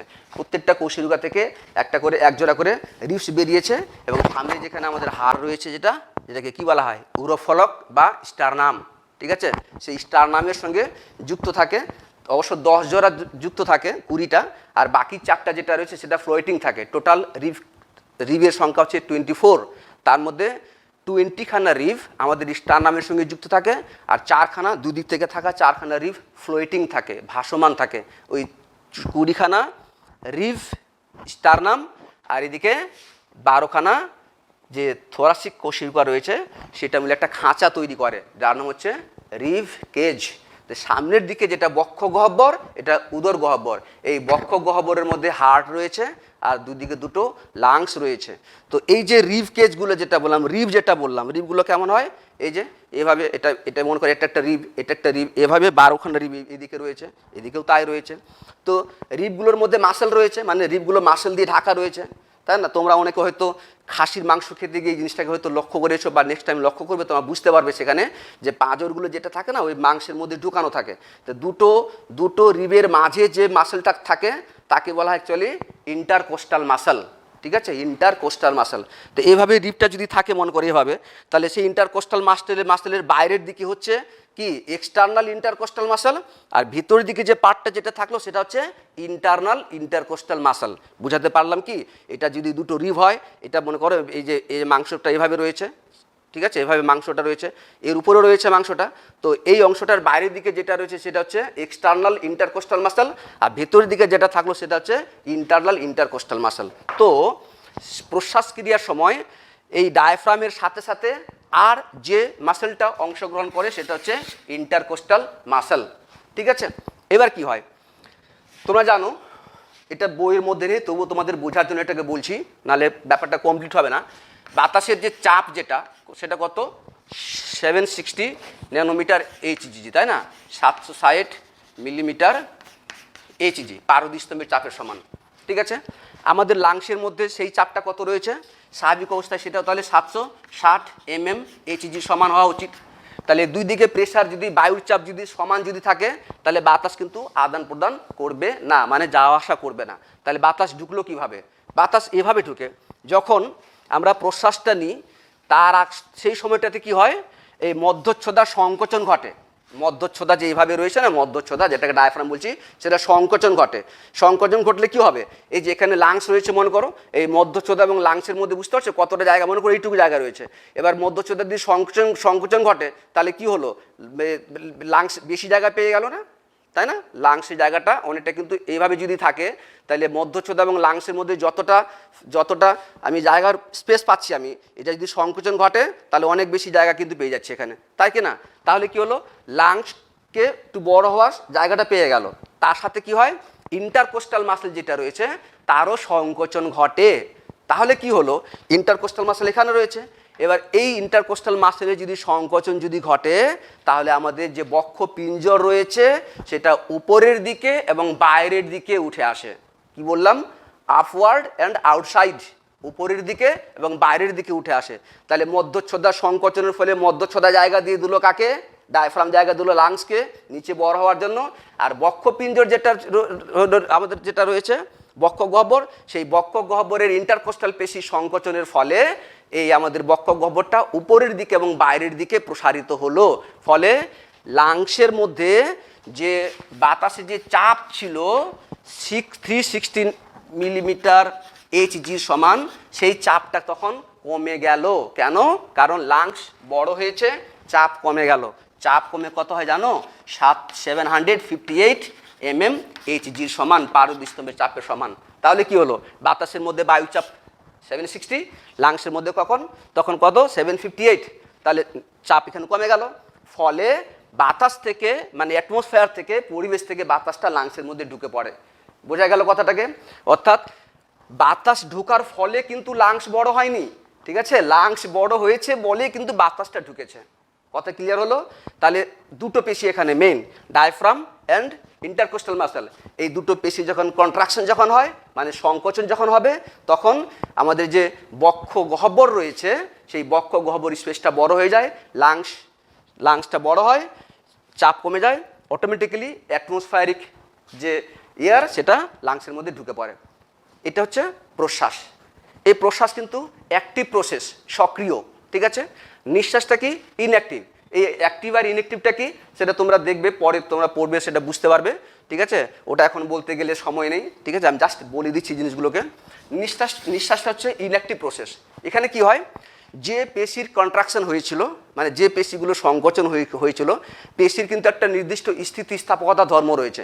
স্থিতিস্থাপকতা ধর্ম মানে কি, ইলাস্টিসিটি মানে কি, যে পেশিটা যখন কোনো কারণে অন্য কোনো অবস্থায় যায় সে আবার আগের অবস্থায় নর্মাল অবস্থায় ফিরতে চায়। তাহলে ডায়াফ্রামের নর্মাল পজিশন ছিল এটা, তাই না, সংকোচন হয়ে এটা হয়েছে, তাহলে ডায়াফ্রাম কী করবে, আবার আগের অবস্থায় ফিরে আসতে আসবে। তাই ইন্টারকোস্টাল মাসল যেটা ছিল সেটা সংকুচিত হয়ে প্রসারিত হয়েছে, উপর দিকে উঠে এসেছে, সেই পেশি কী চাইবে, নর্মাল অবস্থায় যেতে। ফলে ওই নর্মাল অবস্থায় ফিরে যাওয়ার সময় আবার কি হবে, এই যে এটা নর্মাল অবস্থা, সংকোচন হলে ডায়াফ্রাম পেশিটা এভাবে নিচের দিকে চলে আসে, আবার সে আগের অবস্থায় যদি ফিরে যায় তাহলে কি হবে, লাংসের স্পেস কমে গেল। বক্ষপিঞ্জর যেটা ছিল সেটা যখন প্রসারণ হচ্ছে আবার নিচের দিকে নেমে আসছে, কখন? নিঃশ্বাসের সময়। ইন্টারকোস্টাল মাসেলের নিঃশ্বাসের সময় যখন প্রসারণ হবে তখন বক্ষপিঞ্জর যেটা রয়েছে, বক্ষগহ্বর যেটা রয়েছে সেটা নিচের দিকে এবং ভেতরের দিকে সংকুচিত হবে, ফলে বক্ষগহ্বরের স্পেস কমে যাবে, ফলে কি হবে? এই লাংসের উপরে একটা চাপ সৃষ্টি হবে। চাপ সৃষ্টি হলে কি হবে? এখানকার প্রেসার বেড়ে যাবে, অর্থাৎ সেই প্রেসারটা বেড়ে এখন কত হয়ে যাবে?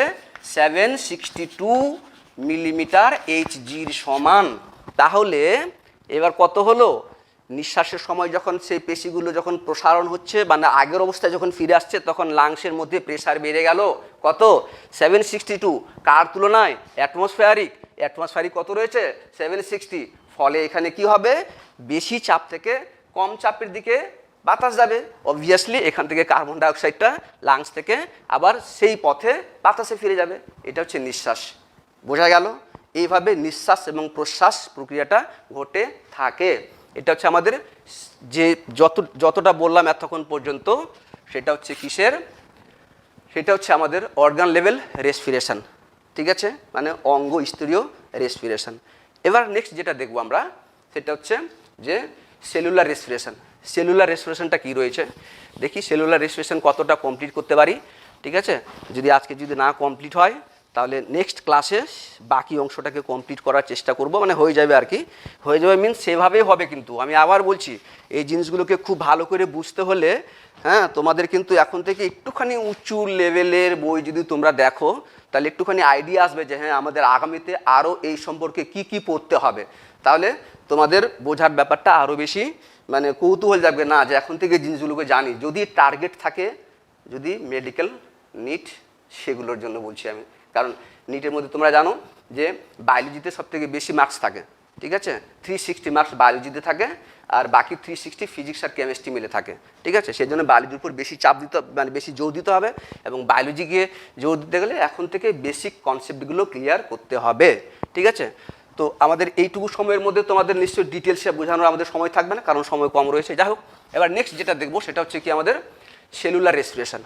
সেলুলার রেসপিরেশনটা কত রকমের হয়ে থাকে? সেই সেলুলার রেসপিরেশনকে অ্যাকচুয়ালি বলা হয় রেসপিরেশন বলা হয়। ঠিক আছে, এটাই অ্যাকচুয়ালি রেসপিরেশন, যেখানে কি হয় খাদ্যের জারণ ঘটে অক্সিজেনের উপস্থিতিতে বা অনুপস্থিতিতে। যদি খাদ্যের জারণ ঘটে তাহলে খাদ্য মধ্যস্থ স্থৈতিক শক্তি, গতিশক্তি বা তাপশক্তির রূপে রূপান্তরিত হবে, যার সাহায্যে বিভিন্ন রকমের শারীরবৃত্তীয় কাজগুলো সম্পন্ন হয়ে থাকে। ঠিক আছে, তো এই সেলুলার রেসপিরেশনকে আমরা তিনটা ভাগে ভাগ করতে পারি। তিনটা ভাগ মানে 3 রকমের সেলুলার রেসপিরেশন দেখা যায়। ঠিক আছে, একটাকে বলা হয় সবাত রেসপিরেশন, সবাত শ্বসন। 2 নম্বরটা হচ্ছে অবাত শ্বসন বলা হয়, আর 3 নম্বরটা হচ্ছে এটাকে বলা হয় সন্ধান বা বলা হয় ফার্মেন্টেশন। ঠিক আছে, সবাত মানে হচ্ছে অ্যারোবিক বলা হয় এটাকে, অ্যারোবিক। এটা হচ্ছে অ্যানারোবিক, এটা হচ্ছে ফার্মেন্টেশন, সন্ধান বা ফার্মেন্টেশন বলা হয়। তাহলে এই যে সবাত মানেটা কি? অ্যারোবিক সবাত, এই কথাটাকে যদি ভেঙে দিই আমরা তাহলে মানেটা কিন্তু এখানেই পেয়ে যাবো আমরা। মানে হচ্ছে উপস্থিতি, বাত মানে কিন্তু বায়ু। ঠিক আছে, মানে উপস্থিতি, বাত মানে বায়ু, মানে বায়ুর উপস্থিতি। এখানে বায়ু কাকে রেফার করছে? অক্সিজেনকে রেফার করছে। ঠিক আছে, অর্থাৎ অক্সিজেনের উপস্থিতিতে যে রেসপিরেশনটা হয় সেটাকে আমরা সবাত শ্বসন বলবো। অক্সিজেনের অনুপস্থিতিতে যেটা হয় সেটা অবাত শ্বসন বলবো। আর সন্ধানের ক্ষেত্রে কি হয়? সন্ধানের ক্ষেত্রেও অক্সিজেনের অনুপস্থিতিতে হয়। তাহলে এখানে আমার প্রশ্ন যে এখানে অক্সিজেনের অনুপস্থিতিতে, এখানে অক্সিজেনের অনুপস্থিতিতে, এটাকে অবাত বলছে, এটাকে সন্ধান বলছে কেন? বলে দিই। এখানে অবাত মানে এই নয় যে অক্সিজেন লাগে না, তা নয়। এখানে যে অবাত শ্বসনটা যেটা সেটা অক্সিজেনযুক্ত যৌগের উপস্থিতিতে হয়, অর্থাৎ এখানে ফ্রি অক্সিজেন থাকে আর এখানে অক্সিজেনটা কোনো এলিমেন্টের সঙ্গে যুক্ত অবস্থায় থাকে। যেমন হতে পারে নাইট্রেট, হতে পারে সালফেট, হতে পারে কার্বনেট, এই অবস্থায় থাকে। এখানে ফ্রি অক্সিজেন থাকে, কিন্তু সন্ধানের বেলায় কোনো রকমের অক্সিজেন থাকে না। বোঝা গেল? তো প্রথমে দেখব আমরা কোনটা? সবাত শ্বসন দেখব। ঠিক আছে, সেই সবাত শ্বসনটা কোথায় ঘটে, কিভাবে ঘটে, সেটাকে আমরা দেখার চেষ্টা করব। ঠিক আছে, অ্যারোবিক রেসপিরেশন বা সবাত শ্বসন, এটা কোথায় ঘটে? স্থানটা হচ্ছে সমস্ত বায়ুজীবী জীবকোষে। স্থান কোথায়? বায়ুজীবী জীবকোষে। বায়ুজীবী জীবকোষ কারা?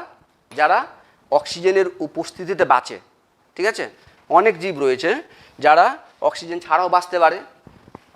ঠিক আছে, তো যারা অক্সিজেনের উপস্থিতিতে যারা বাঁচে তাদেরকে বায়ুজীবী বলবো আমরা। তো সেই জীবের ক্ষেত্রে কোষের মধ্যে যে রেস্পিরেশনটা হয় তাকে বলবো আমরা সবাত শ্বসন। তাকে আমরা সবাত শ্বসন বলবো। সবাত শ্বসন কখন ঘটে? যে কোনো রকমের শ্বসনই 24 ঘন্টায় ঘটে, 24 আওয়ার্স, সব সময়। রেসপিরেটরি সাবস্ট্রেটটা কি? শ্বসন বস্তুটা কি? মনে রাখবে, আগেও বলেছি আবার বলছি, গ্লুকোজ। ঠিক আছে, গ্লুকোজ হচ্ছে রেসপিরেটরি সাবস্ট্রেট। তাহলে স্থান হয়ে গেল, কখন ঘটে সেটা হয়ে গেল, কোথায় ঘটে সেটা হয়ে গেল। এবার দেখব আমরা যে সবাত শ্বসনের ফেজগুলো কি রয়েছে, পর্যায়গুলো কি রয়েছে। ঠিক আছে, তো সবাত শ্বসনের পর্যায়গুলোকে আমরা তিনটা ভাগে ভাগ করব। তিনটা ভাগে ভাগ করব। কি কি? Number 1 glycolysis. গ্লাইকোলাইসিস। ঠিক আছে, নাম্বার 2 হচ্ছে ক্রেবস সাইকেল। Krebs cycle. আর নাম্বার 3 হচ্ছে প্রান্তীয় শ্বসন বলা হয়, বা এটাকে বলা হয় ইটিএস, ইলেকট্রন ট্রান্সপোর্ট সিস্টেম। প্রান্তীয় শ্বসন, ইলেকট্রন ট্রান্সপোর্ট সিস্টেম। ঠিক আছে, গ্লাইকোলাইসিস, ক্রেবস চক্র আর ইটিএস, ইলেকট্রন ট্রান্সপোর্ট সিস্টেম। তো প্রথমে দেখবো আমরা গ্লাইকোলাইসিস জিনিসটা কি হয়। এই সবাত শ্বসন অ্যাকচুয়ালি কি বলতো, এটা হচ্ছে সেলুলার লেভেল কিন্তু, হ্যাঁ, বা টিস্যু লেভেল, যেটা বললাম না, টিস্যু লেভেল। কখন? এই যে রক্ত থেকে, মানে ব্লাড থেকে অক্সিজেন টিস্যুতে যাচ্ছে, আর টিস্যুর মধ্যে উৎপন্ন হওয়া কার্বন ডাইঅক্সাইড আবার কোথায় আসছে? ব্লাডের মধ্যে আসছে। ওই জায়গাটাতে যে রেসপিরেশনটা হয় সেটাই হচ্ছে সবাত শ্বসন। ঠিক আছে, এখানে কি হচ্ছে, যে ধাপে গ্লাইকোলাইসিস, ক্রেবস সাইকেল, ইটিএস কোষের মধ্যে ঘটছে, তাই না? তাহলে প্রথম ধাপটা হচ্ছে গ্লাইকোলাইসিস। এবার একটুখানি দেখবো এখানে আমরা যে কি দেখবো, এখানে দেখবো আমরা যে মনে করে এটা একটা সেল, কোষ। ঠিক আছে, কোষের মধ্যে কি রয়েছে? নিউক্লিয়াস রয়েছে। নিউক্লিয়াসের মধ্যে নিউক্লিওজালিকা, নিউক্লিয় পর্দা, নিউক্লিয় প্লাজম, এগুলো সব তো রয়েছে। এগুলো বিভিন্ন কোষীয় অঙ্গাণু রয়েছে, তাই না? মাইটোকন্ড্রিয়া, ঠিক তেমন মাইটোকন্ড্রিয়া রয়েছে, হ্যাঁ, মাইটোকন্ড্রিয়া রয়েছে। আর এটাকে কি বলছি আমরা? সাইটোপ্লাজম বলছি, বা সাইটোসল বলছি। আর অনেক কোষীয় অঙ্গাণু রয়েছে। ঠিক আছে, অতগুলো আমি ড্রয়িং করলাম না এখানে, শুধু যেটা নেসেসারি সেটাকে ড্রয়িং করলাম। এটাকে কি বলছি? মাইটোকন্ড্রিয়া। এটা সাইটোপ্লাজম, এটা, হ্যাঁ, সাইটোপ্লাজম। তো গ্লাইকোলাইসিস যে প্রথম যে ধাপটা, হ্যাঁ, গ্লাইকোলাইসিস যে প্রথম ধাপটা, সেটা কোথায় ঘটে? গ্লাইকোলাইসিস কোষের সাইটোপ্লাজমে ঘটে, সাইটোসোলে ঘটে। ঠিক আছে, রেসপিরেটরি সাবস্টেন্সটা কি? গ্লুকোজ। কি? গ্লুকোজ। বারবার বলেছি, গ্লুকোজ। এই গ্লুকোজের কি হয়? জারণ ঘটে কোথায়? সাইটোপ্লাজমের মধ্যে। তো সাইটোপ্লাজমের মধ্যে গ্লুকোজের যে জারণ ঘটে, সেই প্রক্রিয়াটা, মানে যে প্রক্রিয়াটা গ্লুকোজের জারণে, যে প্রক্রিয়াটা সাইটোপ্লাজমের মধ্যে ঘটে, সেটাই হচ্ছে গ্লাইকোলাইসিস। ঠিক আছে, গ্লাইকোলাইসিস কথাটার মানেটা কি একটুখানি বলে দিই। গ্লাইকো মানে গ্লুকোজকে রেফার করছে, আর লাইসিস মানে কিন্তু ভাঙন, ভেঙে যাওয়াটাকে লাইসিস বলা হয়। ভেঙে যাওয়াটাকে লাইসিস বলা হয়। যেমন তোমরা ফটোসিনথেসিস পড়েছো, ফটোলাইসিস, তাই না? আলোর উপস্থিতিতে জলের ভাঙন, ফটোলাইসিস। তো ঠিক সেভাবে এখানে গ্লাইকোলাইসিস মানে গ্লুকোজের ভাঙন। তো গ্লুকোজের ভাঙন সাইটোপ্লাজমের মধ্যে যেটা ঘটছে সেটাকে গ্লাইকোলাইসিস বলছি আমরা। এই গ্লাইকোলাইসিস প্রক্রিয়াটা যে কোনো প্রকার রেসপিরেশনের ক্ষেত্রে ঘটে। সবাত শ্বসন হতে পারে, অবাত শ্বসন হতে পারে, সন্ধান হতে পারে। অর্থাৎ প্রথম যে ধাপটা গ্লাইকোলাইসিস, সেটা হচ্ছে সাধারণ পর্যায় সব রকম রেসপিরেশনের সাধারণ পর্যায় গ্লাইকোলাইসিস। এখানে কি হয় আরেকটু বলি। এখানে এই গ্লাইকোলাইসিসের সময় গ্লুকোজের যে জারণ ঘটে সেটা ইনকমপ্লিট অক্সিডেশন ঘটে, মানে পুরোপুরি জারণ কিন্তু ঘটে না। ঠিক আছে। 2 নম্বর কথা হচ্ছে যে এই জারণের ক্ষেত্রে অর্থাৎ গ্লাইকোলাইসিস ঘটার সময় অক্সিজেনের কোনো প্রয়োজন পড়ে না, মানে অক্সিজেনের উপস্থিতিতেও হতে পারে, অক্সিজেনের অনুপস্থিতিতেও হতে পারে, কিন্তু অক্সিজেনের দরকার পড়ে না। 3 নম্বর কথা হচ্ছে এই গ্লাইকোলাইসিস প্রক্রিয়াটা প্রথম 3 জন সায়েন্টিস্ট এটাকে প্রথমে অবজার্ভ করেছিলেন, ঠিক আছে। এমবেডেন, ই দিয়ে স্পেলিংটা শুরু হয়, ম্যারফ, এম দিয়ে শুরু হয়, পার্নেস। তাহলে ওদের নামের প্রথম অক্ষর যদি না হয় তাহলে ইএমপি দাঁড়াবে, সেই জন্য গ্লাইকোলাইসিসের আরেক নাম হচ্ছে EMP path. Embden, Meyerhof, Parnas path হয়ে বলা হয়ে থাকে। বোঝা গেল? কোথায় ঘটছে? সাইটোপ্লাজমে ঘটছে। কি হয় তাহলে এই যে সাইটোপ্লাজম, এটা হচ্ছে নিউক্লিয়াস, এটা মাইটোকন্ড্রিয়া বললাম, এটা সাইটোপ্লাজম, সেখানে গ্লুকোজের আংশিক জারণ ঘটে, ঠিক আছে। সেক্ষেত্রে কি হয়, তোমাদের বইয়ের মধ্যে এটা রয়েছে, পুরো চার্ট রয়েছে বইয়ের মধ্যে, পুরো চার্টকে তোমার এটাকে মনে রাখো, মনে রাখবে এটাকে। সাইটোপ্লাজমের মধ্যে গ্লাইকোলাইসিস, আর পরের ধাপগুলো কোথায় ঘটছে? মাইটোকন্ড্রিয়াতে ঘটে, মানে Krebs cycle, ETS, electron transport system যেটা বললাম সেটাও মাইটোকন্ড্রিয়াতে ঘটে, কিন্তু মাইটোকন্ড্রিয়ার অন্তঃপর্দাতে ঘটে ইটিএস। এখানে একটুখানি একটা বলে রাখি, একটু অন্য জায়গায় চলে গেলাম। মাইটোকন্ড্রিয়ার গঠন যদি তোমরা দেখো তাহলে দেখতে পাবে মাইটোকন্ড্রিয়া কিন্তু দ্বি-একক পর্দা বিস্তৃত অঙ্গাণু, ঠিক আছে। বাইরের দিকে বহিঃপর্দা, ভিতরের দিকে অন্তঃপর্দা। অন্তঃপর্দাতে এই যে আঙুলের মতো যে প্রবর্ধক দেখছো তাকে বলা হয় ক্রিস্টি, এখানে F1 বস্তু থাকে, ফার্নান্ডেজ মডার্ন অধঃএকক বলা হয় ওটাকে, F1 বস্তু, ঠিক আছে। তো এই অন্তঃপর্দাতে ইটিএস ঘটে, এই যে 3টা পার্ট বলেছিলাম না, গ্লাইকোলাইসিস বলেছিলাম, ক্রেবস সাইকেল বলেছি, আর ইটিএস বলেছি, ইলেকট্রন ট্রান্সপোর্ট সিস্টেম। এই ইলেকট্রন ট্রান্সপোর্ট সিস্টেম কিন্তু মাইটোকন্ড্রিয়ার অন্তঃপর্দাতে ঘটে, আর ক্রেবস সাইকেল কিন্তু মাইটোকন্ড্রিয়ার ভিতরে যেটাকে ম্যাট্রিক্স বলছি আমরা, ম্যাট্রিক্স মানে ধাত্র, সেই ম্যাট্রিক্সের মধ্যে ঘটে থাকে কে? Krebs cycle. সেই জন্য এখানে কোষের মধ্যে আমি 2টো অর্গানকে হাইলাইট করেছি, বিশেষ করে সাইটোপ্লাজম অংশ একটা আর মাইটোকন্ড্রিয়া একটা, কারণ মাইটোকন্ড্রিয়ার মধ্যে সবাত শ্বসনের বাকি 2টো পর্যায়টা ঘটে থাকে। ক্রেবস সাইকেল ঘটে থাকে মাইটোকন্ড্রিয়ার ভেতরে, যেটাকে আমরা কি বলছি, সেটাকে বলছি আমরা ম্যাট্রিক্স বা ধাত্র যেটা বলছি সেখানে। আর ক্রেবস সাইকেলের শেষ পরে যেটা ইটিএস, ইলেকট্রন ট্রান্সপোর্ট সিস্টেম, সেটা মাইটোকন্ড্রিয়ার যে অন্তঃপর্দা সেই অন্তঃপর্দাতে ঘটে থাকে, ঠিক আছে। তো এবার আমি এই জায়গাটাকে, সেলটাকে এখানে মুছে ফেললাম, কেন? কারণ জায়গা কম রয়েছে। এখানে আমরা কি দেখব? গ্লাইকোলাইসিস দেখব। গ্লাইকোলাইসিসের সময় কি হয়? গ্লাইকোলাইসিস আমি আগেই বলেছি, গ্লাইকোলাইসিস কথাটাকে ভেঙে দাও, মানে একেবারে সিম্পল হয়ে যাবে। গ্লাইকো মানে গ্লুকোজ, আর লাইসিস মানে হচ্ছে ভেঙে যাওয়া, অর্থাৎ গ্লুকোজ এখানে এবার ভাঙবে। কোথায়? সাইটোপ্লাজমে, অক্সিজেনের উপস্থিতিতে বা অনুপস্থিতিতে, ঠিক আছে।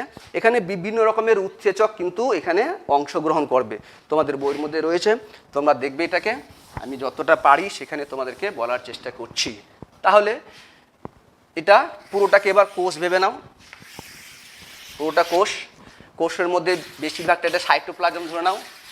সেই সাইটোপ্লাজমের মধ্যে কে এসছে? আমরা যে খাবারটা খেয়েছি সেই খাবারটা ডাইজেস্ট হয়েছে বিভিন্ন উৎসেচক দ্বারা, কিছুক্ষণ আগেই বলেছি আমি, ক্ষুদ্রান্ত্রিক ভিলাই দ্বারা সেটা অ্যাবজর্ব হয়েছে, রক্তের সাথে মিশেছে, রক্ত কি করেছে? প্রত্যেকটা কোষের মধ্যে সেই সরল খাদ্য মানে গ্লুকোজকে, কোষের মধ্যে সেই গ্লুকোজকে পাঠিয়েছে। তাহলে এটা একটা কোষ, সেই কোষের মধ্যে মনে করো গ্লুকোজ এসে ঢুকে পড়লো, ঠিক আছে, গ্লুকোজ এসে ঢুকে পড়লো। তাহলে এবারে এই গ্লুকোজের কী হবে? জারণ ঘটবে, আংশিক জারণ ঘটবে, সম্পূর্ণ জারণ ঘটবে না, আংশিক জারণ ঘটে। এবং শেষ পর্যন্ত যে অংশটা জারিত হয়ে যে অংশটা তৈরি করবে সেটা তৈরি করবে পাইরুভিক অ্যাসিড, 2 অণু পাইরুভিক অ্যাসিড তৈরি করবে। আর এই যে গ্লুকোজের মধ্যে যে এনার্জিটা রয়েছে, যেটা বলেছিলাম সালোক সংশ্লেষ প্রক্রিয়ায় সৌরশক্তি স্থৈতিক শক্তিরূপে আবদ্ধ থাকে, সেই শক্তিটা গ্লাইকোলাইসিস প্রক্রিয়ার মাধ্যমে গ্লুকোজের আংশিক জারণ হলে এই গ্লুকোজের মধ্যে থাকা সঞ্চিত এনার্জিটা আংশিক নির্গমন ঘটবে, যেহেতু খাদ্যের আংশিক জারণ ঘটছে। শেষ পর্যন্ত কি তৈরি করবে? Pyruvic acid, PA, pyruvic acid তৈরি করবে। এটা তোমাদের পুরো একটা ফ্লো চার্ট রয়েছে, সেই ফ্লো চার্ট কিন্তু তোমাদের পড়তে হবে, ঠিক আছে। এবং সেটা তো 11-এ তো ভালো করে রয়েছে এটা, ঠিক আছে, কোন জায়গা থেকে এনার্জি তৈরি হয়, কী তৈরি হয় সেটা রয়েছে। আমি এখানে তোমাদের বলার চেষ্টা করছি, একটুখানি বোঝানোর চেষ্টা করছি, যাতে মুখস্থ করতে না হয়, বুঝলে পুরো চার্ট মনে থেকে যাবে। আর যদি না বুঝো, মুখস্থ করে মনে রাখতে পারবে না, 2-4 দিনের মধ্যেই ভুলে যাবে। একটু শোনার চেষ্টা করো, আমি চেষ্টা করছি সময়ের মধ্যে কমপ্লিট করা, যদি হয় তাহলে হলো, নাহলে নেক্সট ক্লাসে তো আমি করাবো এটাকে। কি হয়? গ্লুকোজ, এটার সংকেত জানো তোমরা নিশ্চয়ই, C6H12 O6। এখান থেকে মনে রাখতে হবে গ্লুকোজের মধ্যে কার্বন কটা রয়েছে, দেখো 6টা কার্বন রয়েছে, কিন্তু 6 কার্বনযুক্ত এটাকে হেক্সাস বলা হয়, হেক্সা, ঠিক আছে, হেক্সোজ সুগার বলা হয়। গ্লুকোজ, ফ্রুক্টোজ, গ্যালাক্টোজ এদেরকে হেক্সোজ সুগার বলে। কেন? কারণ 6খানা কার্বন রয়েছে। আর 5 কার্বনযুক্ত যেগুলো সুগার রয়েছে তাকে পেন্টোজ শর্করা বলা হয়। যেমন রাইবোজ শর্করা, যেমন ডিএনএ আরএনএতে রয়েছে তোমরা জানো deoxy ribonucleic acid and ribonucleic acid, সেখানে 5 কার্বনযুক্ত শর্করা রয়েছে, তাকে বলা হয় পেন্টোজ শর্করা বলা হয় তাকে, ঠিক আছে। এই যে গ্লুকোজ যেটা রয়েছে সংকেত ভালো করে দেখে নাও, C6H12O6। আমি জোর দিচ্ছি কার উপরে? মেনলি এটার উপরে, যে কার্বন সংখ্যা কত? 6 রয়েছে। গ্লুকোজের গ্লাইকোলাইসিস শুরু হলো। কি হয়? প্রথমে গ্লুকোজ থেকে গ্লুকোজটা কনভার্ট হয় কিসে? গ্লুকোজ 6 ফসফেটে, ঠিক আছে, গ্লুকোজ 6 ফসফেট কিসে কনভার্ট হলো? গ্লুকোজটা গ্লুকোজ 6 ফসফেটে কনভার্ট হলো। একটা জিনিস লক্ষ্য করবে, গ্লুকোজ 6 ফসফেট মানেটা কি? এখানে কি হয়? এখানে একটা এটিপি অংশগ্রহণ করে, অ্যাডিনোসিন ট্রাইফসফেট, এনার্জি কারেন্সি বলা হয় এটাকে, তোমরা জানো।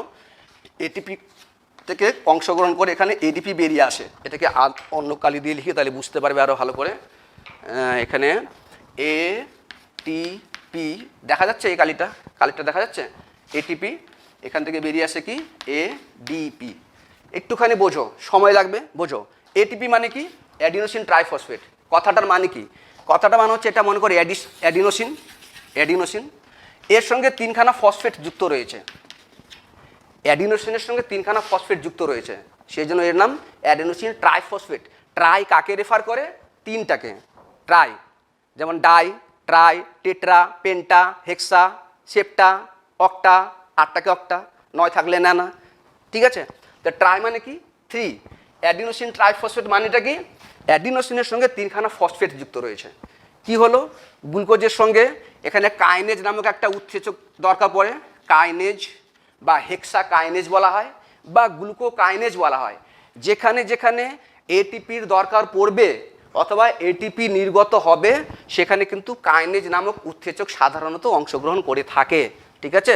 এটাকে মনে রাখবে, কাইনেজ নামক উৎসেচক অংশগ্রহণ করে। এবার এখানে কি হলো? গ্লুকোজ থেকে গ্লুকোজ 6 ফসফেট তৈরি হলো। 6 ফসফেট কথাটার মানেটা কি? এই যে এটিপি থেকে এডিপি মানে কি? অ্যাডিনোসিন ডাইফসফেট, মানে এটা যদি অ্যাডিনোসিন হয়ে থাকে তার সঙ্গে 2টো ফসফেট যুক্ত রয়েছে, তাহলে কি হলো? 3টা ফসফেট অংশগ্রহণ করেছিল অ্যাডিশনের সাথে, বেরিয়ে গেল 2টো ফসফেট। তাহলে একটা ফসফেট কোথায় গেল? একটা ফসফেট গ্লুকোজের সঙ্গে যুক্ত হলো। গ্লুকোজের কোথায়? 6 নাম্বার কার্বনে। 6 নাম্বার কার্বনের সঙ্গে সেই ফসফেটটা যুক্ত হয়েছে, সেই কারণে তার নাম হয়ে গেল গ্লুকোজ 6 ফসফেট। 6 ফসফেট রেফার করছে, এই নাম্বারটা রেফার করছে নাম্বার অফ কার্বন, কত নাম্বার কার্বনের সঙ্গে ফসফেট যুক্ত হয়েছে, সেই জন্য তার নাম গ্লুকোজ 6 ফসফেট। বোঝা গেল? এবার এই গ্লুকোজ 6 ফসফেট কনভার্ট হবে কিসে? ফ্রুক্টোজ 6 ফসফেটে। কিসে? ফ্রুক্টোজ 6 ফসফেটে কনভার্ট হবে। গ্লাইকোলাইসিসের 3 নম্বর ধাপে গ্লুকোজ 6 ফসফেট থেকে ফ্রুক্টোজ 6 ফসফেট হবে। এখানে গ্লুকোজের সংকেত আর ফ্রুক্টোজের সংকেত কিন্তু একই, তোমরা দেখবে। হ্যাঁ, গ্লুকোজ যেটা রয়েছে C6H12O6, ফ্রুক্টোজে কিন্তু তাই। তার মানে কি? দুজনের প্রায় আইসোমার, সেই জন্য এখানে যে উৎসেচকটা অংশগ্রহণ করে তার নাম হচ্ছে আইসোমারেজ, ঠিক আছে। আইসোমারেজ উৎসেচক থাকে, যেহেতু আইসোমার এরা পরস্পরের, সেই জন্য আইসোমারেজ উৎসেচক। সিম্পল ব্যাপার, মনে রাখার মানে সহজ ব্যাপার এটা, ঠিক আছে। মুখস্থ করার দরকার নেই, রাতটা মারলে তো বেশি দিন মনে থাকবে না। তো ফ্রুক্টোজ 6 ফসফেট তৈরি হলো। এবার এই ফ্রুক্টোজ 6 ফসফেট এটা কিসে কনভার্ট হবে? আবার এখানে নিয়ে চলে আসি, ফ্রুক্টোজ 6 ফসফেট এখানে লিখছি, হ্যাঁ, F4 ফ্রুক্টোজকে রেফার করছে, ফ্রুক্টোজ 6 ফসফেট। এই ফ্রুক্টোজ 6 ফসফেটটা কিসে রূপান্তরিত হয়? এখানে আবার একটা এটিপি অংশগ্রহণ করে। এটিপি অংশগ্রহণ করলে কি হিসাবে বেরোবে? এডিপি হিসাবে বেরাবে। তাহলে নিশ্চয় একটা ফসফেট তাহলে ফ্রুক্টোজকে দিয়ে দিয়েছে। ফ্রুক্টোজ তখন কিসে কনভার্ট হবে? ফ্রুক্টোজ 1,1,6 বিস ফসফেটে। মানে কি? ফ্রুক্টোজের সঙ্গে তো 6 নম্বর কার্বনে একটা ফসফেট যুক্ত ছিলই, সেই জন্য ফ্রুক্টোজ 6 ফসফেট। আবার এখানে একটা ফসফেট এসেছে, এই ফসফেটটা কত নম্বর কার্বনের সঙ্গে যুক্ত হয়েছে? ফ্রুক্টোজের 1 নম্বর কার্বনের সঙ্গে যুক্ত হয়েছে, সেই জন্য তার নাম হয়ে গেল ফ্রুক্টোজ 1,6 বিস ফসফেট, ঠিক আছে। এখানেও এনজাইমটাকে কাইনেজ, ফ্রুক্টোজ কাইনেজ লিখলেই হবে। এবারে ফ্রুক্টোজ 1,6 বিশ ফসফেটের কী হয়, জায়গা ছোট, এটাকে মিটিয়ে দিচ্ছি, আবার আমি নিয়ে আসছি কোথায়, ফ্রুক্টোজ 1,6 বিশ ফসফেটে। তাহলে ফ্রুক্টোজ 1,6 বিশ ফসফেট, ফ্রুক্টোজ 1,6 বিশ ফসফেট, এটা এবার কী হবে, ভেঙে যাবে। কিসে ভাঙবে, ফ্রুক্টোজ 1,6 বিশ ফসফেট, কটা কার্বন আছে এখানে, 6টা কার্বন আছে কিন্তু মনে রাখতে হবে। হ্যাঁ, এবার এই ফ্রুক্টোজ 1,6 বিশ ফসফেটটা দুটো উপাদানে ভেঙে যাবে। কি কি উপাদানে, 3 কার্বনযুক্ত আর এটাও 3 কার্বনযুক্ত, কারণ ফ্রুক্টোজ 1 বিশ ফসফেটে কটা কার্বন রয়েছে, 6টা। এই 6টা কার্বনযুক্ত ফ্রুক্টোজ 1 বিশ ফসফেট দুটো যৌগে ভাঙবে, এটাও 3 কার্বনযুক্ত হবে, এটাও 3 কার্বনযুক্ত হবে। দুটো ফসফেট রয়েছে এখানে, একটা ফসফেট এখানে আসবে, একটা ফসফেট এখানে আসবে। তাহলে যে দুটো যৌগ তৈরি হবে, 3 কার্বনযুক্ত যে যৌগ দুটো তৈরি হবে, সেই যৌগগুলোর মধ্যে একটা নাম হচ্ছে গ্লিসারেল ডিহাইড, গ্লিসারেল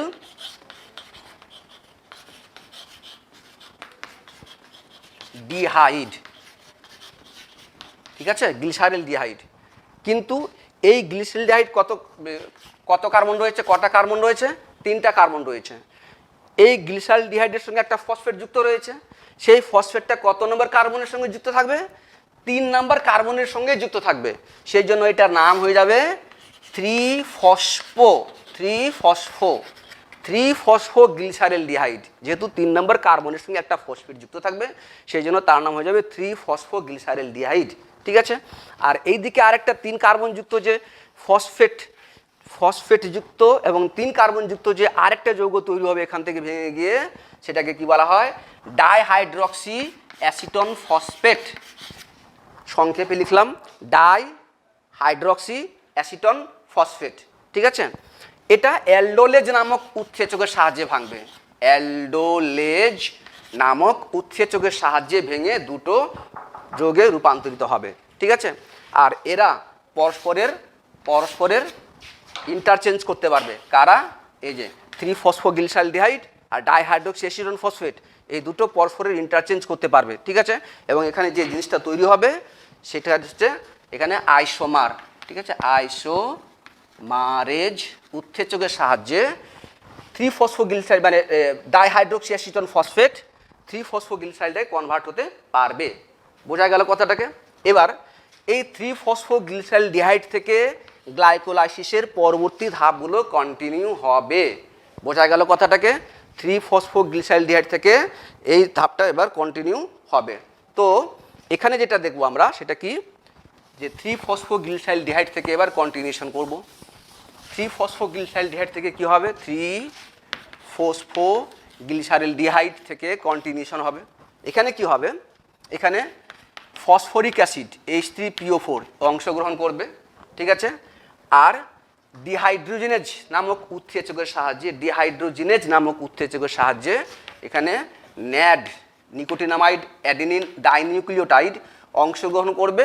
আর 3-ফসফোগ্লিসালডিহাইড থেকে একটা হাইড্রোজেন নিয়ে বেরিয়ে যাবে।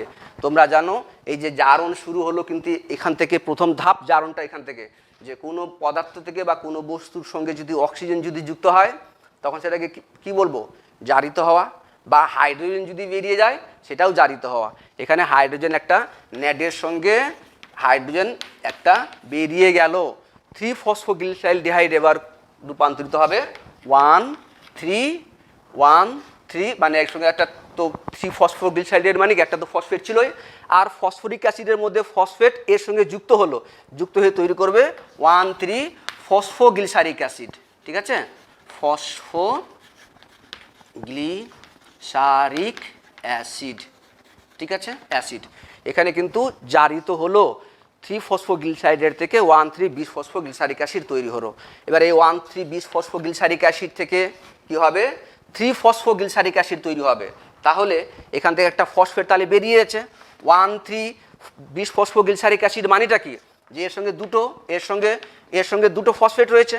এবার এখান থেকে একটা ফসফেট বেরিয়ে যাবে। ফসফেট বেরিয়ে গেলে সেই ফসফেটকে কে ধরবে, এডিপি ফসফেটকে ধরে কি তৈরি করবে, এটিপি। এখানেও কাইনেজ একটা উৎসেচক এবং যেটা তৈরি হবে সেটা হবে কি, 3-ফসফোগ্লিসারিক অ্যাসিড, 3-ফসফোগ্লিসারিক অ্যাসিড। এবার এই 3-ফসফোগ্লিসারিক অ্যাসিড পরবর্তী ধাপে কিসে কনভার্ট হবে, নেক্সট ধাপে কি হবে, 3-ফসফোগ্লিসারিক অ্যাসিড, এখান থেকে তৈরি হবে 2-ফসফোগ্লিসারিক অ্যাসিড। কিচ্ছু না, শুধু 3 নম্বর পজিশন থেকে ফসফেটটা 2 নম্বর পজিশনে আসবে, সেই জন্য বলবো কি বলবো, 2-ফসফোগ্লিসারিক অ্যাসিড। 2-ফসফোগ্লিসারিক অ্যাসিড থেকে কিসে রূপান্তরিত হবে, 2-ফসফোএনল পাইরুভিক অ্যাসিড, ফসফোএনল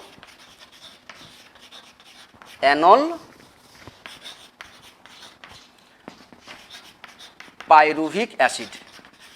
ঠিক আছে, 2-ফসফোএনল পাইরুভিক অ্যাসিডের সঙ্গে কি রয়েছে, একটা ফসফেট যুক্ত রয়েছে 2 নম্বর কার্বনে, সেই জন্য তার নাম 2-ফসফোএনল পাইরুভিক অ্যাসিড। এবার এখানে কি হবে, এই ফসফেটটাও বেরিয়ে যাবে। ফসফেট যদি বেরিয়ে যায় তাহলে এখানে আবার এডিপি অংশগ্রহণ করবে আর এটিপি তৈরি হবে, আর 2-ফসফোএনল পাইরুভিক অ্যাসিড থেকে তৈরি হবে পাইরুভিক অ্যাসিড, যার ফর্মুলা হচ্ছে CH3COCOOH, পাইরুভিক অ্যাসিড তৈরি হবে। তো আমি একটা জায়গায় বলেছিলাম না যে ফ্রুক্টোজ 1,6-বিস-ফসফেট ভেঙে গিয়ে দুটো যৌগে রূপান্তরিত হচ্ছে, 3-ফসফোগ্লিসালডিহাইড আর একটা ডাইহাইড্রোক্সি অ্যাসিটন ফসফেট, যেটাকে ঢ্যাপ বলা হয়। এটা পরস্পরের সঙ্গে আবার ইন্টারচেঞ্জ করতে পারে। এই জায়গা থেকে কন্টিনিউ হয়ে তৈরি হলো পাইরুভিক অ্যাসিড। আবার এই যে ডাইহাইড্রোক্সি অ্যাসিটন ফসফেট, এখান থেকেও কিন্তু আবার এই পথে এসে পাইরুভিক অ্যাসিড তৈরি করবে। তার মানে 1 অণু গ্লুকোজ থেকে 2 অণু কিন্তু পাইরুভিক অ্যাসিড তৈরি হলো, এটা মাথায় রাখতে হবে।